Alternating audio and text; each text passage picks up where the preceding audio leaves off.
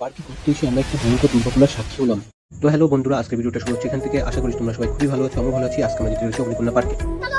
তো আমরা এখন গেটের সামনে চলে এসেছি, দেখতেই পাচ্ছ। তো আধা ঘন্টা লাইন দেওয়ার পরে আমাদের টিকিট কাটা হয়ে গেছে। কাউন্টারে টিকিট দেখিয়ে গেটের সামনে সাইডটা খুবই সুন্দর লাগছে, পাখির বাসা ঝুলছে। সাইডটা এখনো গুছিয়ে পারিনি, আশা করি কদিনের মধ্যে গুছিয়ে ফেলবে। তো সামনে একটি বড় অ্যাকোরিয়াম, তাতে অনেক বড় বড় মাছ রয়েছে। পুরো জায়গাটা সবুজ প্রকৃতির মধ্যে ঘেরা। সামনে একটি গেটের পাশেই রয়েছে বাচ্চাদের জন্য দোলন খাওয়ার জায়গা। পার্কে ঢুকতেই আমাদের এক একজনের লাগবে 50 টাকা করে টিকিট, এবং বড়দের জন্য রয়েছে ঘোষ রুম এবং ওয়াটার পার্ক, তার জন্য আলাদাভাবে টিকিট কাটতে হবে। रुको जरा सबर करो। ডান দিকে রয়েছে খুব সুন্দর একটি বসার জায়গা, পরিবার এবং গার্লফ্রেন্ডকে নিয়ে সময় কাটাতে পারে।